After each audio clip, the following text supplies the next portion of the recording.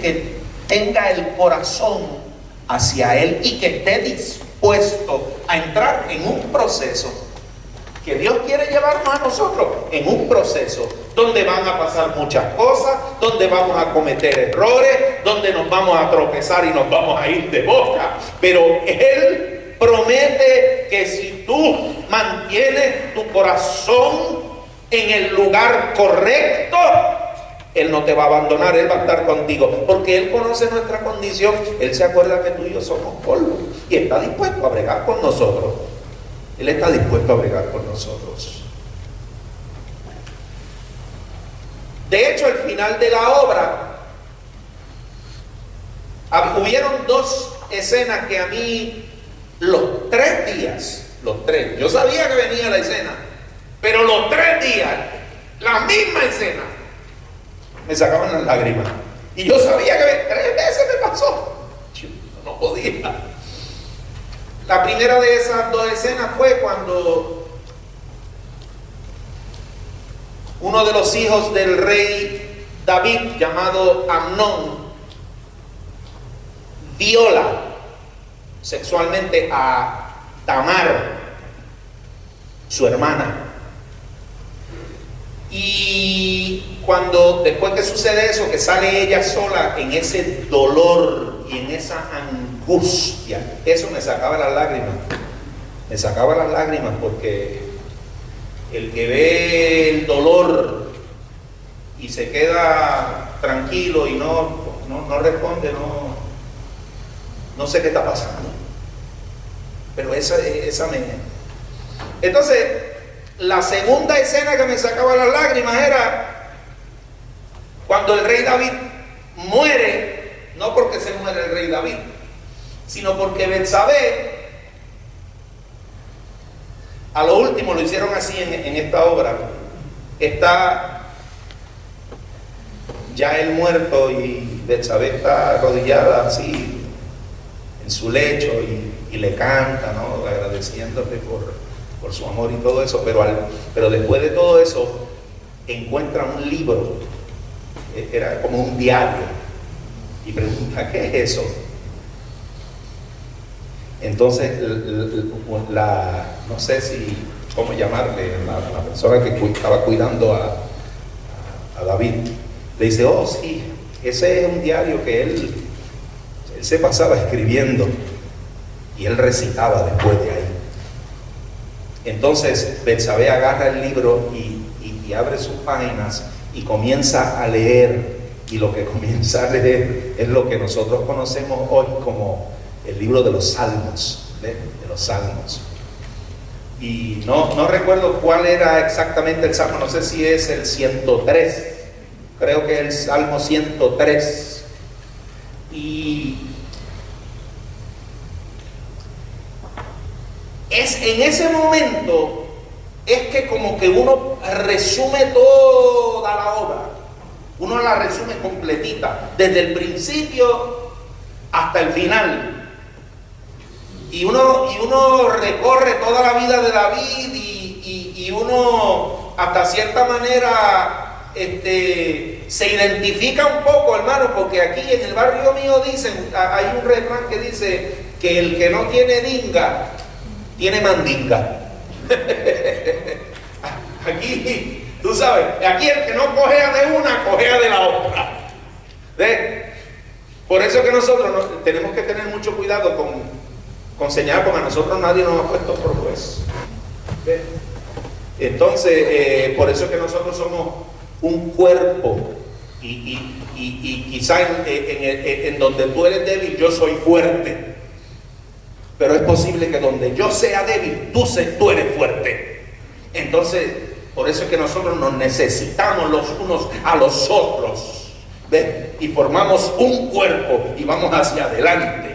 ¿Ves? Porque hasta la meta, quizá algunos de nosotros, ¿ves? Vamos a estar, ¿ves? Pero vamos a llegar a la meta. Dios nos prometió que vamos para allá. Eso sí, debemos nosotros procurar ser mejor mañana que hoy, ¿ves? Y hoy mejor que ayer, porque está la palabra de Dios y el Espíritu Santo, ¿ves? pero tú y yo tenemos que meternos. ¿Ves? Tenemos que estar dispuestos a esto. Tenemos que estar dispuestos. Entonces, uno mira esa última obra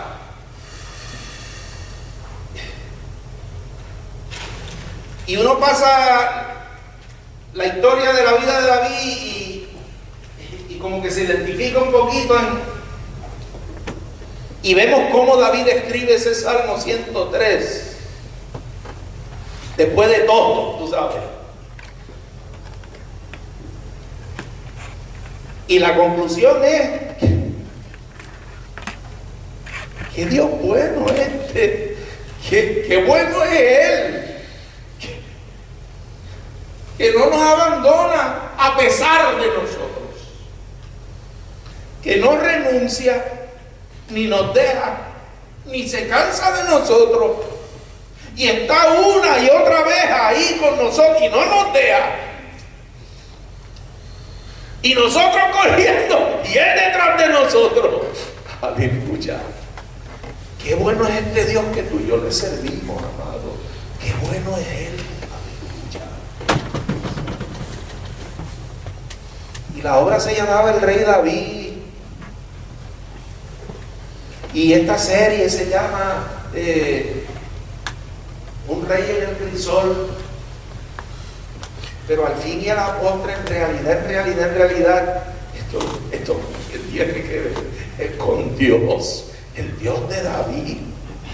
Y la buena noticia es que David se murió hace casi 3000 años, pero Dios está vivo y está aquí, aleluya, y nos sigue amando a ti y a mí, y tiene planes y propósitos con la vida tuya y con la vida mía. Y aunque el mundo sigue siendo mundo, y el maligno sigue siendo maligno y trata de manifestarse en el camino y lo logra. Y ese no es el peor enemigo que nosotros tenemos. El peor enemigo que nosotros tenemos somos nosotros mismos, nuestra naturaleza, tú sabes, esa batalla.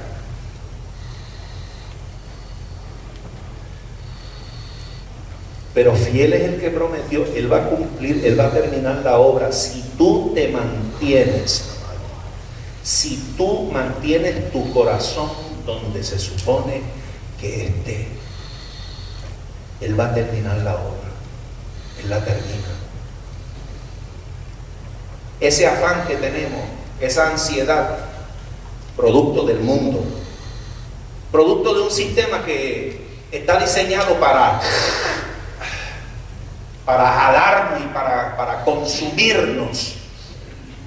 Poco a poco, en la medida en que nosotros nos vamos metiendo con el Señor, en la palabra de Dios, intimando con el Señor, teniendo intimidad con Él, poco a poco nos venimos a darle cuenta que todo va a estar bien, que no vale la pena afanarse nada. Algunos de nosotros estamos demasiado envueltos en cosas que no, tú sabes que, y yo no estoy diciendo que es que ahora, bueno, pues, y qué es lo que tenemos, que todo el mundo renuncia al trabajo y todo el mundo no hace nada. No, eso no es.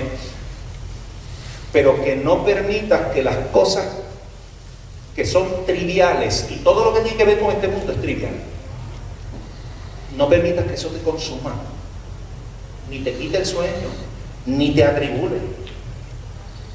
Todo va a estar bien. No importa por lo que tú estés pasando, todo va a estar bien, porque Dios prometió que Él iba a cumplir su propósito en ti, y Él no se equivoca. Y a Él nada lo toma por sorpresa. Tú estás aquí porque Dios te ha traído aquí, y este es parte del plan de Dios para la vida tuya. No te equivoques. Mire, póngaselo en las manos a Dios, tranquilo. Adore a Dios. Ponga su corazón en el lugar correcto. No permita que ese problema te robe el sueño, porque eso es lo que quiere el enemigo, tomar ventaja. Ya Dios prometió que Él tiene lo tuyo. Ocúpate de las cosas de Dios, que Él se va a ocupar de las cosas tuyas. Ocúpate de las cosas de Dios.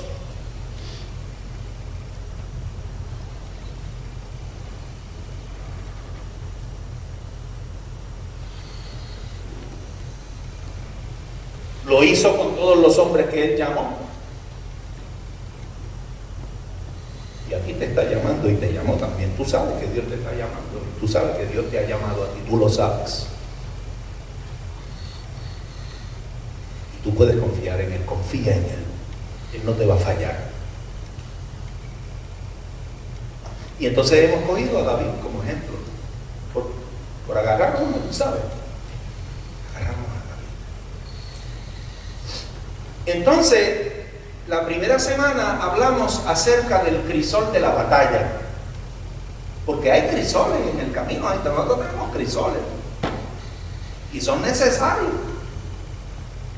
Son necesarios. A veces uno quisiera que la vida le sonriera y que todo fuese un caminito de rosas y claveles. No funciona así. Así no crecemos ni aprendemos nada.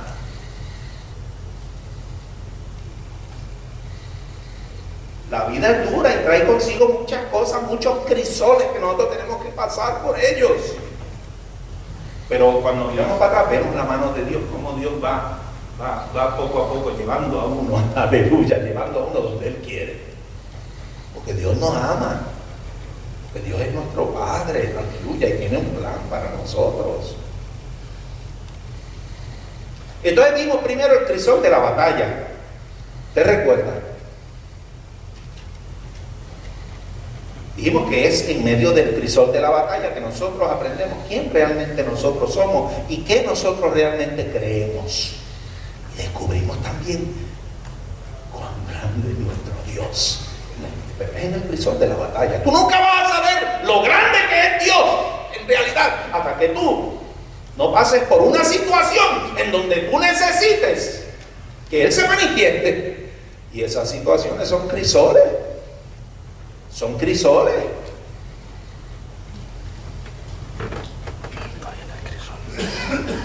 Entonces el domingo pasado predicamos acerca del crisol de la adoración. Y vimos, porque tal vez nos preguntamos, pero ¿cómo esta cuestión de la adoración puede ser un crisol? Vimos. ¿Se acuerdan cuando David se propuso traer el arca a Jerusalén? Todo lo que pasó, un crisol, que a mitad de camino hasta se arrepintió, dijo no, y después dijo no, espérate, no, vale la pena pagar el precio. Y se humilló y fue criticado y se burlaron de hasta los propios de su casa, su mujer. ¿Te recuerdas? El crisol de la adoración. Entonces hoy vamos a hablar un poquito, hoy va a ser corto. Sí, eso es lo que usted siempre dice, pastor. Ya esa la conocemos. Qué testimonio. Hoy vamos a hablar acerca del crisol de la familia. ¿Cómo? Pero si la familia es una bendición tremenda. Es una bendición tremenda. Pero también hay crisoles. En la familia hay crisol. Sí. Oye. Y cuando veamos la familia de David, vamos a descubrir qué clase de crisol terrible tenía ese. El rey David, el adorador, el guerrero, tenía un crisol en su familia que eso no había quien lo figurara. Entonces,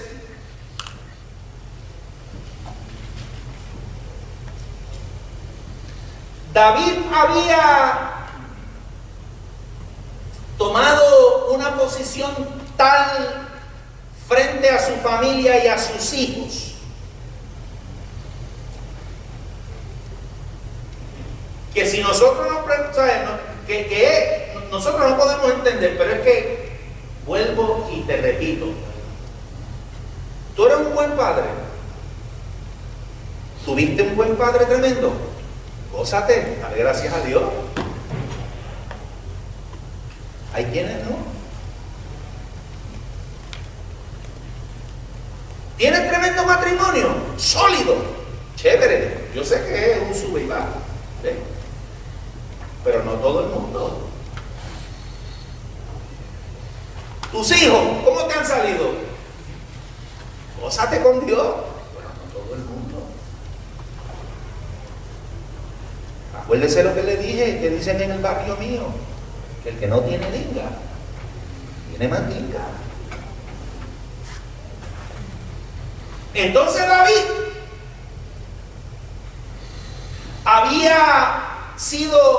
fue negligente, hubo negligencia. Yo no estoy diciendo que no tenía razón, pero cuando veamos la razón, esto tampoco es una justificación, porque nosotros se supone que estemos dispuestos y nos metamos en. Y Dios trabaja en todas las áreas. Entonces vemos que la familia fue un crisol grande en el caso de David. Había asumido una posición bien negligente. Habían sucedieron cosas entre sus hijos, pecados terribles. Figúrese usted que un hijo ultraja sexualmente a una hija. Mire qué cosa terrible. Entonces otro hijo se venga y asesina a ese otro hijo. ¿Usted se imagina una cosa como esa? Y usted pensará, pero ¿y qué hizo David? Yo me imagino que David tomó cartas en el asunto y mire, como que se enojó y eso, pero como que no.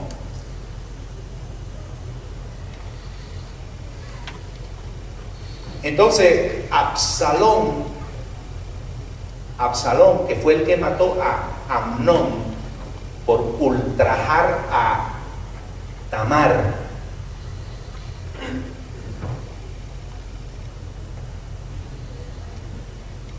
se había rebelado contra David. Se rebeló contra su padre. Se indignó y se rebeló contra él. Y entonces formó un grupo para tratar de derrocar el reino de David. Formó un complot. Empezó poco a poco, tú sabes, poco a poco, chiqui.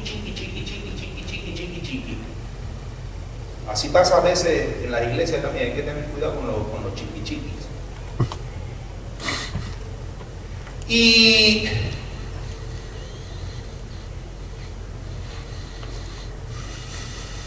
vamos a leer 2 de Samuel 18, y yo voy a leer desde el 1 al 33.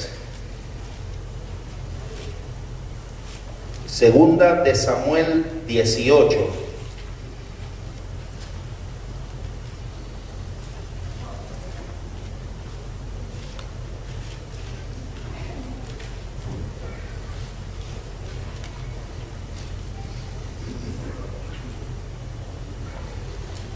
De Samuel 18, del 1 en adelante.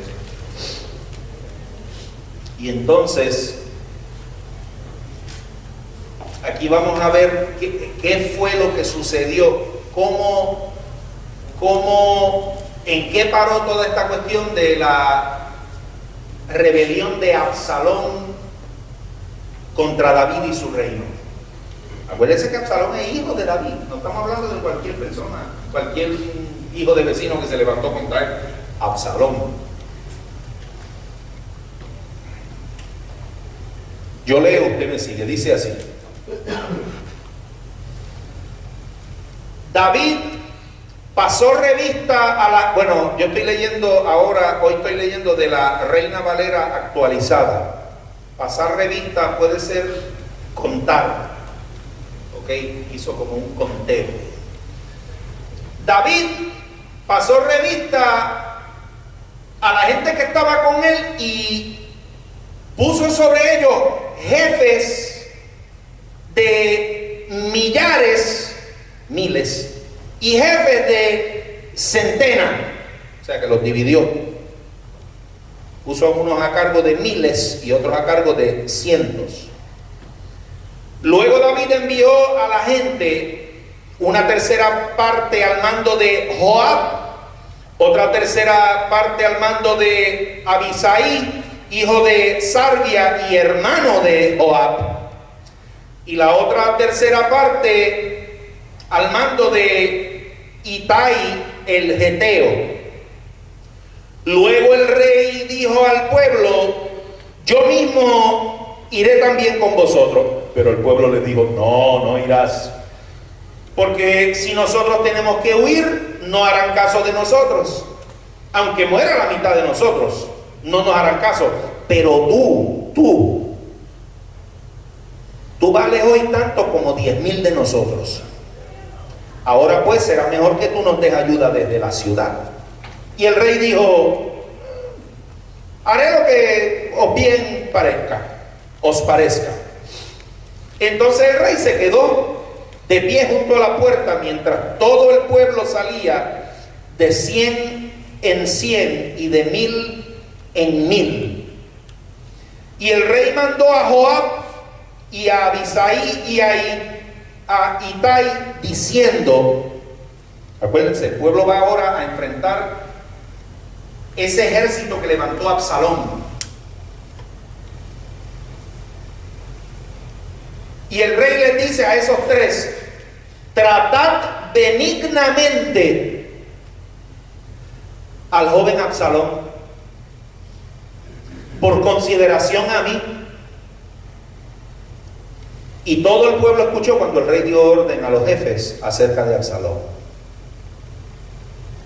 La gente salió al campo al encuentro de Israel y se dio la batalla en el bosque de Efraín. Allí cayó el pueblo de Israel ante los servidores de David. El pueblo de Israel fue, así se llama ahora el grupo que tiene Absalón. Muchos de los de Israel se levantan contra el reino de su papá. Aquel día hubo allí una gran matanza de 20,000 hombres. La batalla se extendió por toda la región y aquel día el bosque devoró más gente que la que había devorado la espada. Sucedió que Absalón se encontró con los servidores de David. Absalón iba montado sobre un mulo y el mulo se metió por debajo del espeso ramaje de una gran encina. A Absalón se le enredó la cabeza en la encina, de modo que quedó colgado entre el cielo y la tierra, mientras que el mulo que estaba debajo de él siguió adelante. Un hombre lo vio y dio aviso a Joab, diciendo: he aquí he visto a Absalón colgado de una encina. Joab respondió al hombre que le dio la noticia: y viéndolo tú, ¿por qué no lo mataste allí mismo, derribándolo a tierra? Yo te hubiera dado 10 piezas de plata y un cinturón. El hombre respondió a Joab: aunque yo recibiera en mi mano 1000 piezas de plata, no extendería mi mano contra el hijo del rey, porque nosotros oímos cuando el rey os mandó a ti y a Abisai y a Itai, diciendo: cuidadme al joven Absalón. Si yo hubiera arriesgado mi vida y nada se le esconde al rey, tú mismo habrías estado en contra. Y Joab respondió: no voy a perder el tiempo más contigo. Y tomando 3 dardos en su mano, los clavó en el corazón de Absalón, que aún estaba vivo en medio de la encina. Luego lo rodearon 10 jóvenes escuderos de Joab e hirieron a Absalón y lo remataron. Entonces Joab tocó la corneta y el pueblo dejó de perseguir a Israel, porque Joab detuvo al pueblo, como quien dice: ok, ya esta guerra se acabó. Se murió Absalón, que era el problema aquí. Tomaron después a Absalón, lo echaron en un gran hoyo y en el bosque, y levantaron sobre él un gran montón de piedras. y todo Israel huyó, cada uno a su morada. En vida Absalón había mandado erigir para sí un monumento que estaba en el valle del rey, porque había dicho: yo no tengo hijo que conserve la memoria de mi nombre. Él puso su nombre a aquel monumento y hasta el día de hoy se llama Monumento de Absalón. Entonces Ahimaas, hijo de Sadoc, dijo: correré y daré las buenas noticias al rey de cómo Jehová le ha librado de manos de sus enemigos. Joab le respondió: no serás tú quien lleve las noticias en este día, las llevarás otro día. No llevarás noticias en este día porque el hijo del rey ha muerto. Entonces Joab dijo al etíope: ve tú e informa al rey de lo que has visto. El etíope se postró ante Joab y corrió. Entonces Ahimaas, hijo de Sadoc, volvió a decir a Joab: sea como sea, deja que yo también corra tras el etíope. Joab le dijo: hijo mío, ¿para qué has de correr si no te van a dar un premio por las noticias?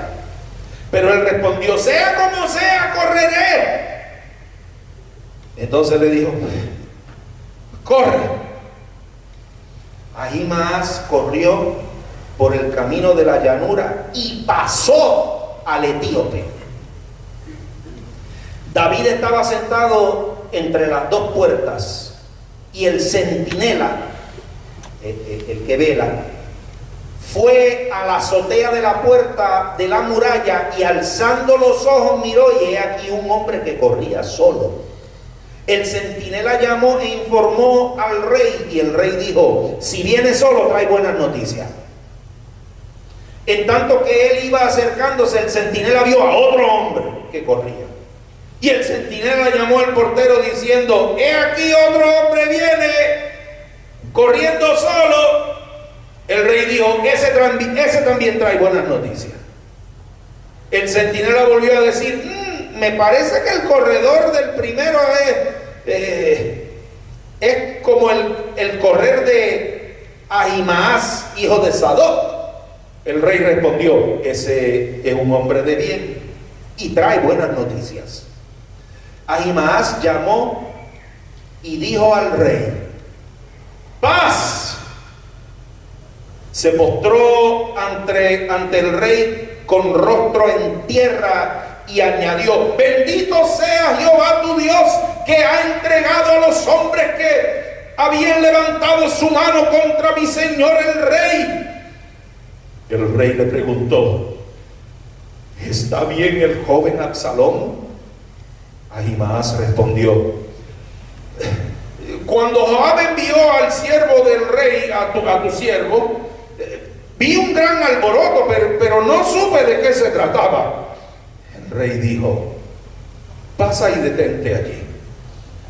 Él pasó y se detuvo, y he aquí el etíope llegó y dijo: reciba mi señor el rey la buena noticia de que Jehová ha defendido hoy tu causa ante todos los que se levantaron contra ti. Y el rey preguntó al etíope: ¿está bien el joven Absalón? El etíope respondió: como aquel joven sean los enemigos del rey, del señor el rey, y todos los que se levantan contra ti para mal. El rey se estremeció, subió a la sala que estaba encima de la puerta y lloró. Decía mientras subía: hijo mío Absalón, hijo mío Absalón, ¿quién me diera que yo muriese en tu lugar? Absalón, hijo mío, hijo mío. Nos ponemos de pie y le damos gracias a Dios por su palabra. Padre, en el nombre de Jesús, gracias por esta palabra. Gracias por poder contar con ella, gracias por tenerla. Gracias, Dios, porque a través de ella tú nos hablas, nos edificas, nos moldeas, te revelas a nosotros. Te pido en el nombre de Jesús que tú abras nuestro entendimiento y nos ayudes a entender, a aprender, Señor, aquello que tú quieres que aprendamos, para que seamos mejores, más efectivos y llevemos más fruto, Dios, para la gloria de tu nombre. En el nombre de Jesús. Amén. Y amén. Oiga, David fue tremendo líder. Como líder, David fue un estratega militar como pocos. Fue terrible. Él estaba dispuesto a ir con el pueblo a marchar.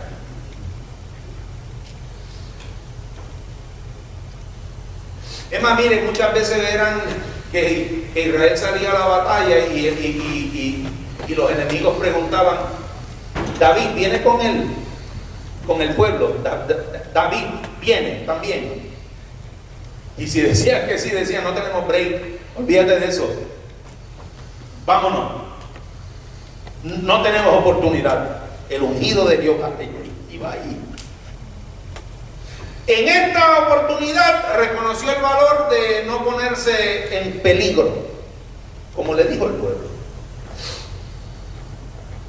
Tremendo líder, tremendo militar, tremendo soldado, tremendo adorador, tremendo pastorcillo de ovejas, tremendo guerrero. No había Goliat que se le enfrentara. Pero en cuanto a vida familiar, David vivió una vida familiar en pena y en dolor. David sufrió amargamente la muerte de su hijo Absalón. Ya, leyéndolo solamente, usted sabe cómo él sufrió esa muerte. Y era enemigo de él, había formado coalición. El padre siempre es padre.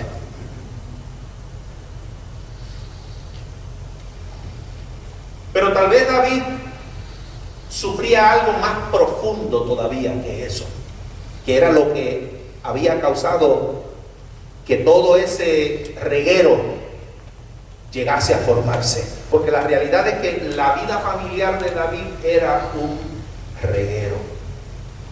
Era un reguero. Y no se me escandalice nadie, porque volvemos, te lo digo de nuevo, si me escandaliza te lo digo de nuevo, que aquí el que no tiene diga tiene práctica. Y David no es la excepción.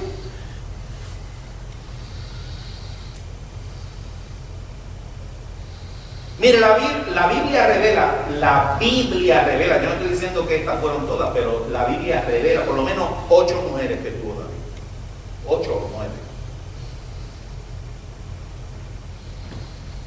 Mical, Ahinoam, Abigail, Macar, Agit, Abital, Eglah, Betsabé.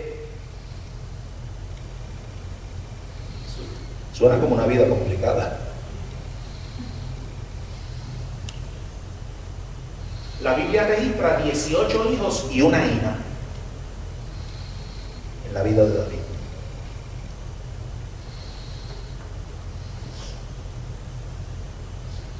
El hijo que tiene con Betsabé, todo el mundo sabe la historia, se muere. El profeta Natán se lo dice: ese hijo se te va a morir. Luego pasan los años y un hijo de David llamado Amnón ultraja a una hermana que, aunque no era hermana de madre, era hermana de padre, era hermana, sangre de su sangre, llamada Tamar. Nunca se recuperó.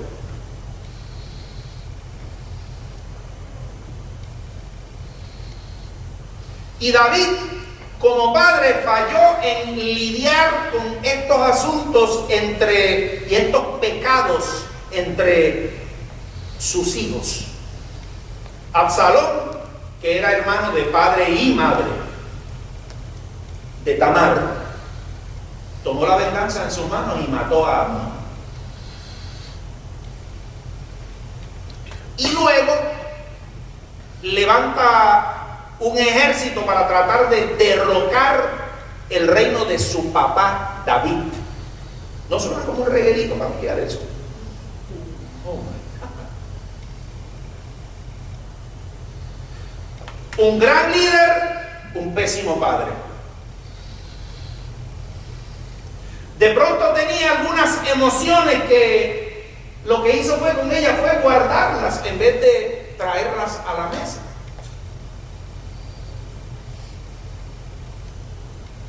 ¿Cuáles podrían ser razones por las cuales David fue tan pésimo como padre? Vamos a echarle un vistazo a las figuras masculinas en la vida de David. Vamos a empezar. El papá se llama Isaí.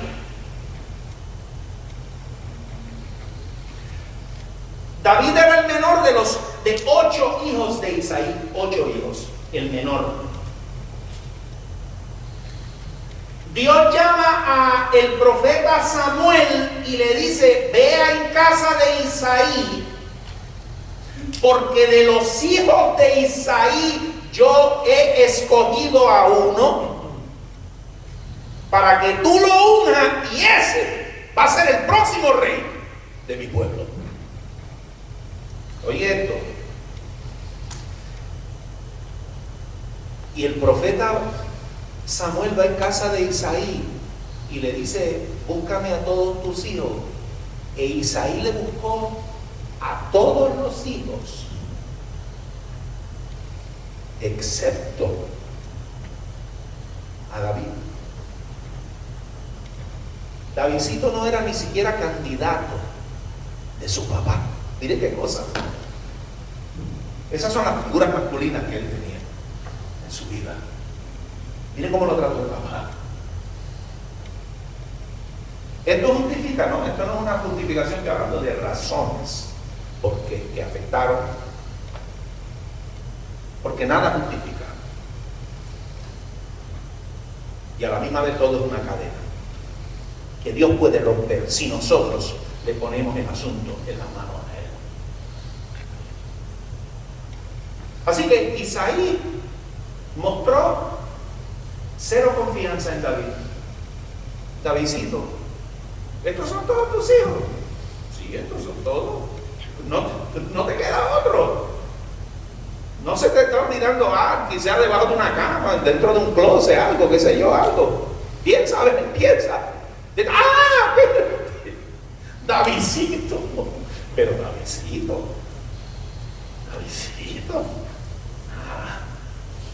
Ese anda siempre todo enfangado, lleno de lodo y apestosa oveja. Y era Davidcito, no. Uno quiere a Davidcito, no.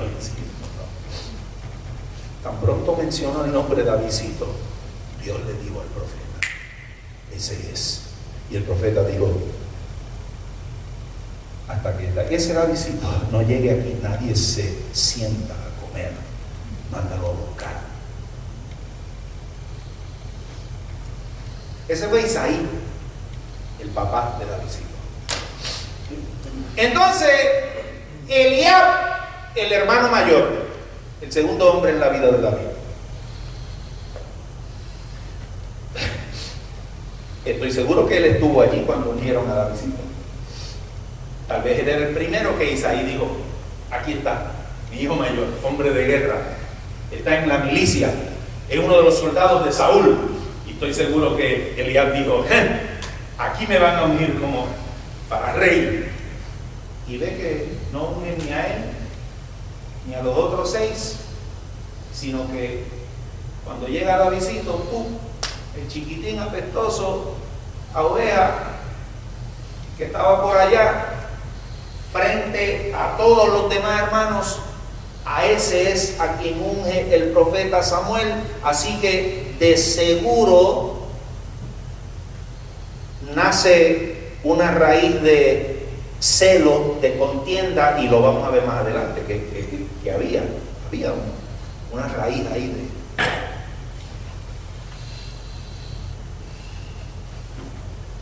Rechazó a David cuando Davidcito fue, que el papá lo mandó a llevar unos quesos y unas cosas a sus hermanos en la guerra. Yo prediqué de esto hace creo que 2 domingos.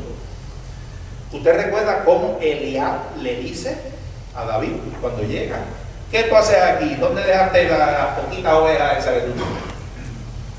Yo conozco tu corazón, lo malvado que tú eres. Tú lo que viniste fue aquí a ver la guerra. Esto no es lugar para ti. Mira cómo le habla a su hermano mayor, y el hombre lo único que va es a llevarle unos quesitos, y se encuentra que Goliat está amenazando y todo el mundo está amedrentado. Y mira cómo lo trata el hermano. Esa es la segunda figura masculina en la vida de David. La tercera figura masculina en la vida de David, ¿sabe quién fue? Saúl, el rey Saúl, que lo toma después de... le manda a decir al papá: mira, te estoy mandando a pedir permiso para que Davidcito ahora viva conmigo en mi casa, en mi palacio. Él va a ser parte de mi familia ahora. Yo le voy a dar a una hija. Y yo me imagino a Davidcito: ¡wow! La familia que yo nunca tuve.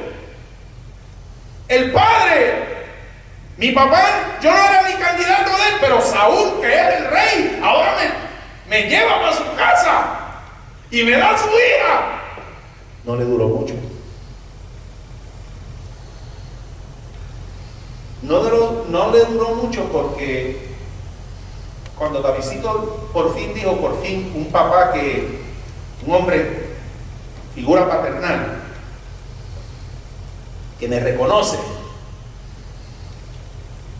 es después de cuando volvían de esa guerra con Goliat y los filisteos, salieron unas mujeres danzando para recibir al rey y a su ejército, y en su canción decía: Saúl mató a sus 1000 y David a sus 10,000. Y Saúl escuchó eso, y la Biblia dice que cuando escuchó eso, Saúl dijo: a este lo único que le falta ahora es el trono mío también. Y desde ese mismo día, venían de la guerra esa de Goliat, desde ese mismo día, Saúl comenzó a mirar a David con ojos de celo. O sea que no le duró mucho la cosa. Miren, esa es la tercera figura masculina en la vida de David. Ahora andaba buscándolo para matarlo, termina buscándolo para matarlo. O sea que fue creciendo la envidia y el celo y todo eso tan grande y tan grandemente, que termina queriendo matarlo, y David huyéndole.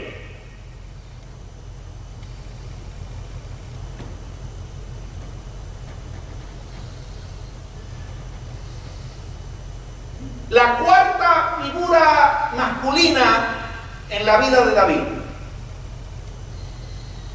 Jonatán, hijo del rey Saúl, destinado al trono. Lo recibe, no siente celo, lo respeta, lo mira de tú a tú, reconoce que el Señor está con David, reconoce la virtud espiritual que tiene, la relación con Dios que tiene David. Se hacen grandes amigos, pero por causa de que el papá lo quería matar, se tienen que separar. Y en una guerra, ese Jonatán termina muerto. Así que no le duró mucho Cuando por fin el hermano que nunca tuve, este sí me respeta, este me reconoce, ¡pum!, se le muere enseguida.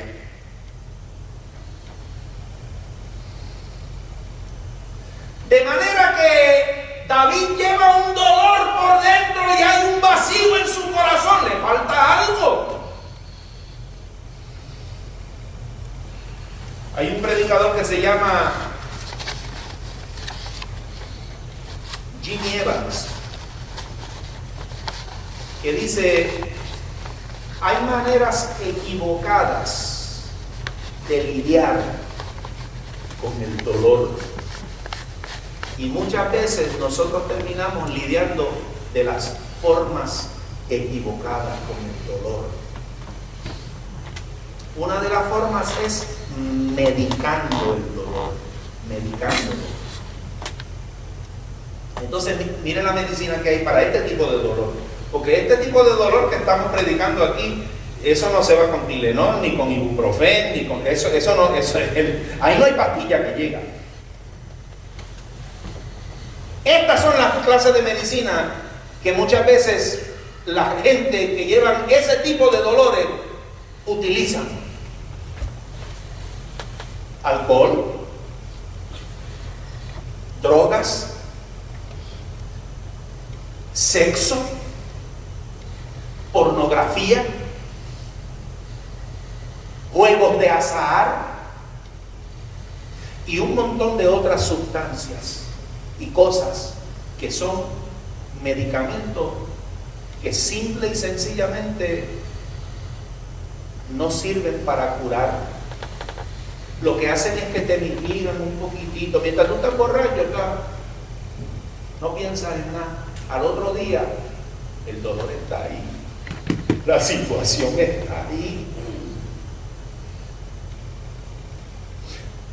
Tenemos que ser honestos con nuestro dolor. Hay que traerlo.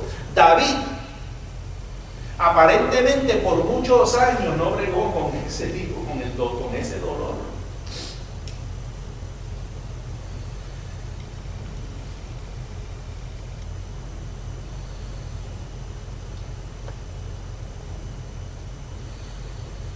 Cuando tenemos dolores que no hemos bregado con ellos, muchas veces caemos en este tipo de adicciones y entonces tratan de bregar con nosotros como si el problema fuese la adicción. Y la adicción realmente no es el problema, sino que la adicción es una consecuencia del verdadero dolor y de la verdadera situación. Y entonces tratan de meter a la gente en programas y de aconsejarlo, tú sabes, para que... Y solo la palabra de Dios y el Espíritu de Dios y Dios es el que puede llegar, pero nosotros tenemos que ir al psicólogo de psicólogo. Yo no estoy diciendo que eso de ir al psicólogo, eso no funciona. De vez en cuando funciona, de vez en cuando, pero tiene que ser cristiano, búscalo cristiano.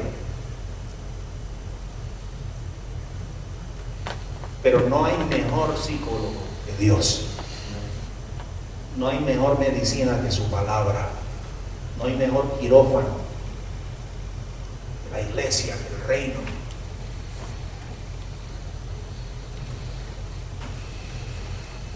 Así que una manera equivocada de bregar con ciertos dolores es medicándolo. Otra manera, ¿sabe cómo es? Motivándolo. Caemos en un estilo de vida bien agitado y nos ponemos bien ocupados para no pensar. Actividad y ruido para tratar de cubrir y entramos en una vida desenfrenada. Y la realidad es que si hacemos una pausa por un momento en el camino, descubrimos que eso está ahí todavía.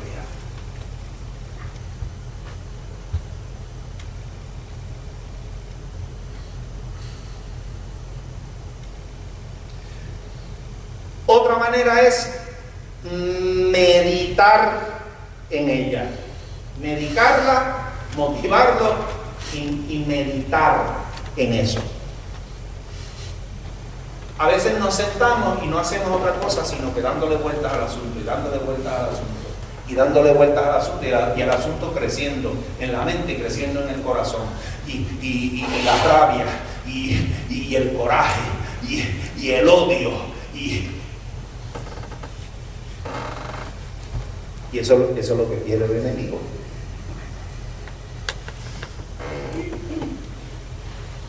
Que crear y levantar una fortaleza, y nosotros tenemos que derribar la fortaleza enseguida que empieza a ser construida, llevando cautivo todo pensamiento a la obediencia a Cristo, porque eso es lo que quiere el enemigo. La Biblia dice airado, pero no lo veis. No deje que el sol se ponga sobre vosotros, no.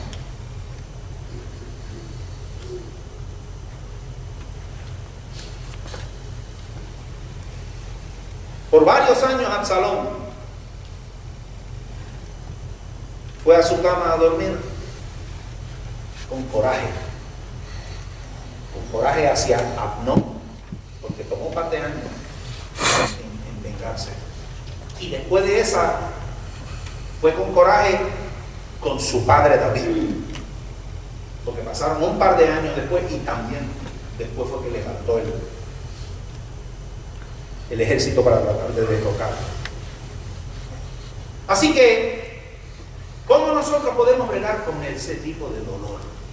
Con ese tipo de dolor, ¿cómo podemos bregar nosotros con él?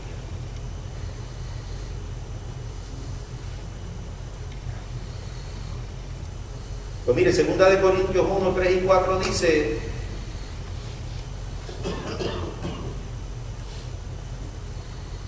gracias sean dadas a Dios,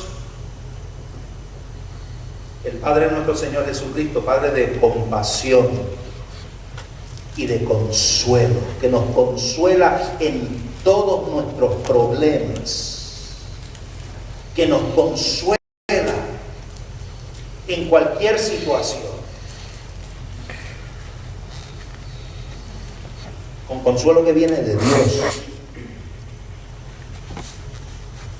David actuó como si él no tuviese problema, mientras su familia se desboronaba y se derretía, y sus hijos terminaron pagando parte de ese precio también. Así que, número uno, la forma correcta de bregar con ese dolor: enfréntalo, sé honesto, reconócelo. Para empezar, reconócelo. Número 2, perdona y olvida. ¿Usted ha escuchado ese refrán que dice: yo perdono pero no olvido?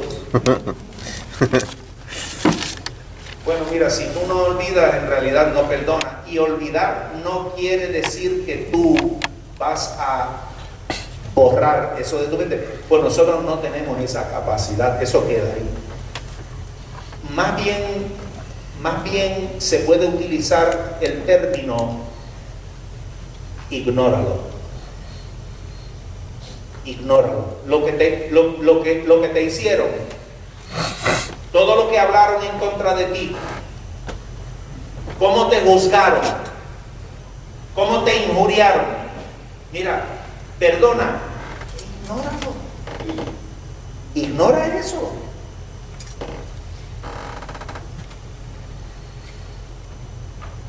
Porque si ellos somos honestos, usted sabe que lo que usted y yo hicimos en contra de Dios fue mucho más grande de lo que cualquiera puede hacer en contra de nosotros. Y Dios lo que hizo fue que nos amó y nos perdonó. ¿Verdad que sí? Así que si nosotros queremos parecernos un poquito a nuestro Padre Celestial, a lo menos tenemos que empezar tratando de perdonar.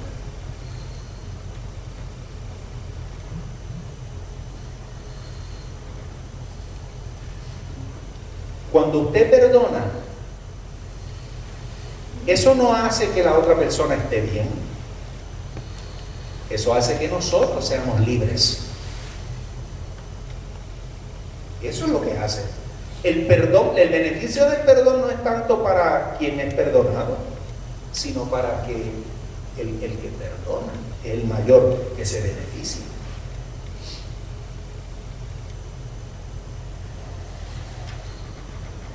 Cuando tú perdonas,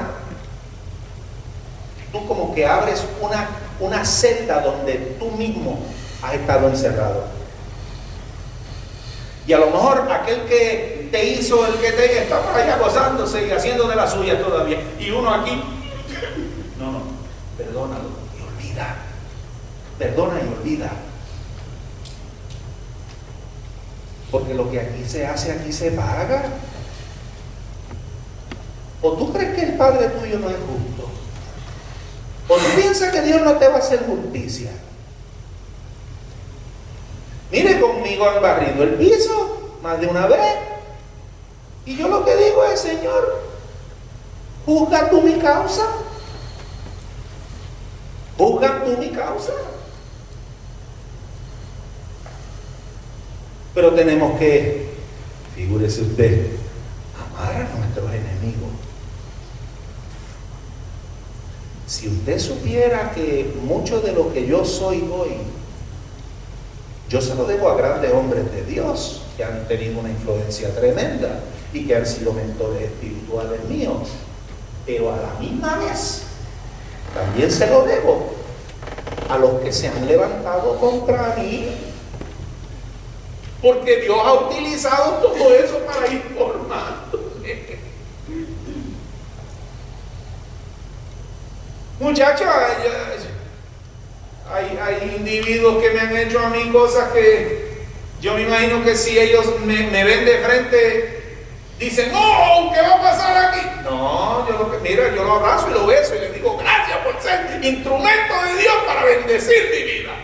¡Mua! Porque el que se mete contigo no se mete contigo. Digo, si tú estás en Cristo. El que se mete contigo no es contigo que se mete, es con Dios. Si tú le perteneces a Dios. A Dios nada lo toma por sorpresa. Nadie puede venir a quitarte la vida a ti sin que Dios se lo permita. ¿O tú crees que alguien va a venir a matarte a ti y Dios diga, ¡ah! ¡Oh! ¡Oh! No, si Dios todo lo tiene bajo control. Si no es tu día, cae muerto el que viene a matarte, cae muerto frente a ti. Pero si es tu día y Dios lo permite, levanta la mano y alaba a Dios, que te va con Dios. Procura estar bien. Procura tener el corazón donde se supone. Porque donde gobierna el temor de Dios, no hay temor hacia los hombres. Si tiembla frente a las criaturas, no tiembla frente a Dios.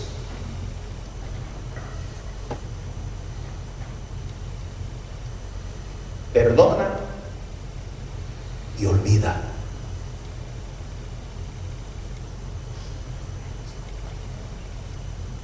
Sigue a Jesús, porque en cada meollo de tu vida tú vas a tender a querer quedarte ahí,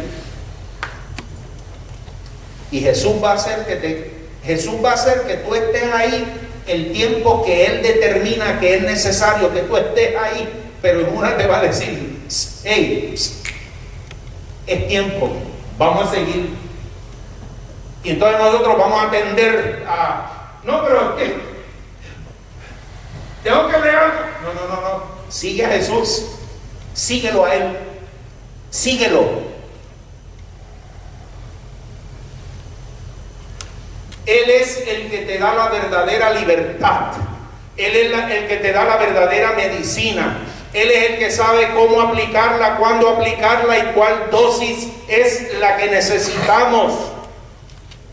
La libertad es cuando conocemos a Cristo. ¿Y qué es conocer a Cristo? Bueno, conocer a Cristo es reconocerlo y entregarme y vivir para Él. ¿Y qué es eso? ¿Y cómo se refleja eso? Pues eso se refleja obedeciéndolo. Mi mejor adoración. ¿Cómo es que dice? ¿Ah? Mi obediencia es mi mejor adoración. La mejor adoración que tú le puedes dar a Dios, ¿tú sabes cuál es? La obediencia. Esa es la mejor adoración.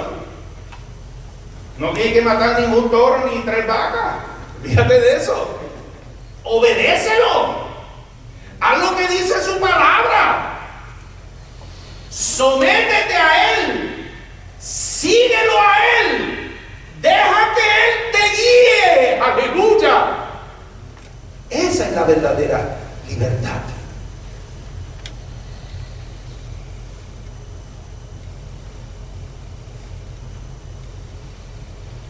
Tal vez, eso soy yo acá. No lo tome por.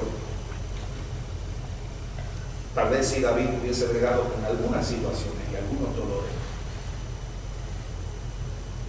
hubiese sufrido un poco menos en cuanto a la cuestión esta de su familia, pero caemos donde empezamos. El que no tiene dinga tiene mandinga. Así que Dios va a usar todas las situaciones, todos los crisoles, para formarnos, para enseñarnos, para instruirnos, para corregirnos,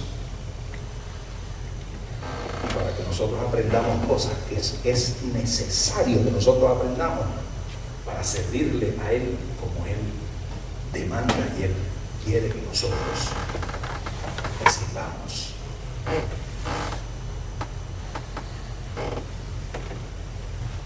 ¿Y nosotros qué vamos a hacer? ¿Hay algún dolor que tú llevas adentro? ¿Hay alguna marca? ¿Hay alguna herida? ¿Hay alguna situación? La que sea, en cuanto a familiar. La hay.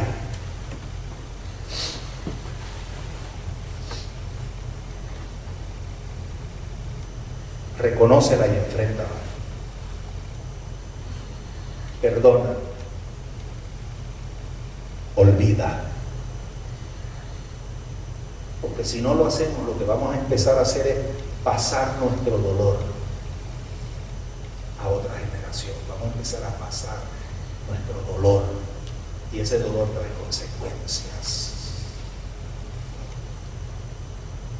Y si hasta ahora lo has estado haciendo, eso puede parar hoy. Hoy puede parar ese círculo, esa cadena. Eso puede detenerse hoy. Aleluya. Pero nosotros tenemos que pararnos. Nosotros tenemos que asumir la actitud. Nosotros tenemos que tomar la posición correcta. Nos ayude el Señor haciendo esto. Nos ayude el Señor. Póngase de pie conmigo. Nos ayude el Señor a enfrentar los dolores y las heridas que tenemos, que llevamos, producto de situaciones familiares. Que nos ayude el Señor, aleluya,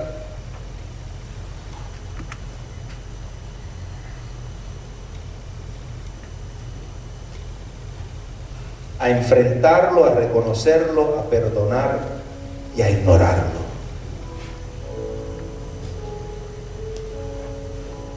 Amado, tú sabes que Dios está en el control de todas las cosas. Amado, tú sabes que tú eres tan importante para Dios y que Dios controla todas las cosas. Si tú sabes solamente que tú sepas esas dos cosas, lo importante que tú eres para Dios y que Dios es el que controla todas las cosas. Si tú no has aprendido nada, si no has escuchado, si no puedes retener nada, retén esas dos cosas. Tú eres extremadamente valioso para Dios. Y número 2, Dios controla Esas dos cosas no son buenas noticias. Oh, aleluya. Eso es lo que nos enseña. Eso nos debe traer una clase de paz, amado. Eso nos debe traer una paz.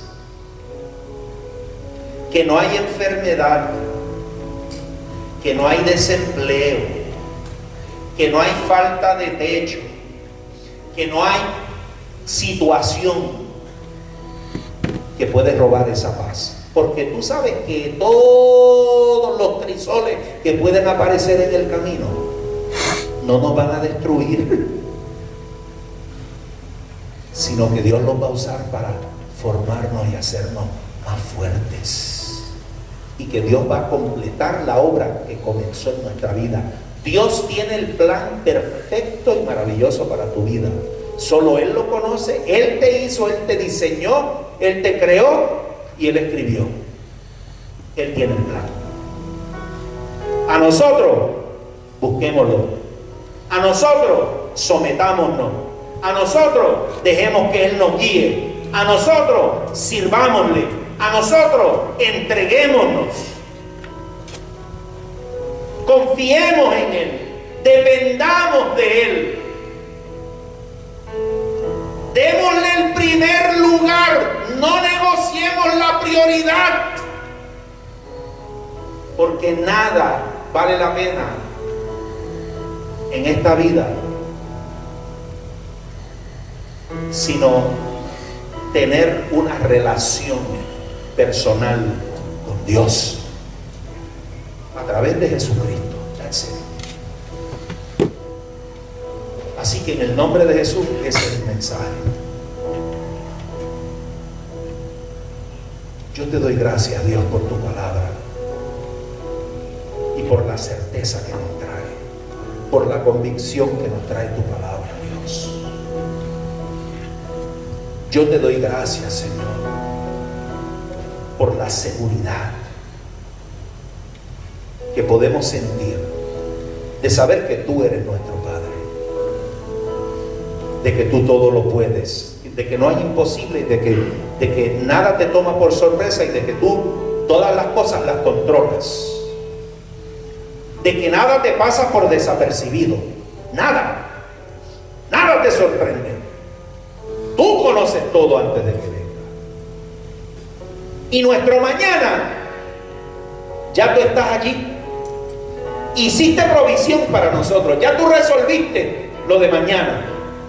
Solo danos el coraje y el valor de enfrentarlo sabiendo que ya tú lo resolviste. Ayúdanos a caminar en paz.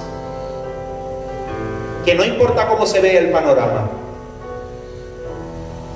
todo va a estar bien, porque tú estás en tu trono y tú eres nuestro Dios y a ti servimos. En el nombre de Jesús. Amén. Y amén. Amén. Y amén.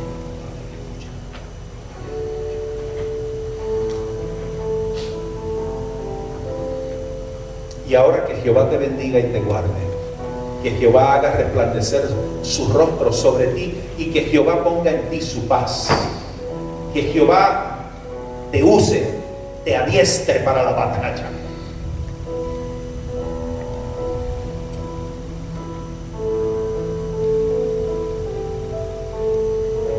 Y que demos fruto, más fruto y mucho fruto para la gloria de nuestro Dios. Amén y amén. Que Dios les bendiga, amados. Les amo en el amor del Señor. Saben que allá atrás hay lo de siempre.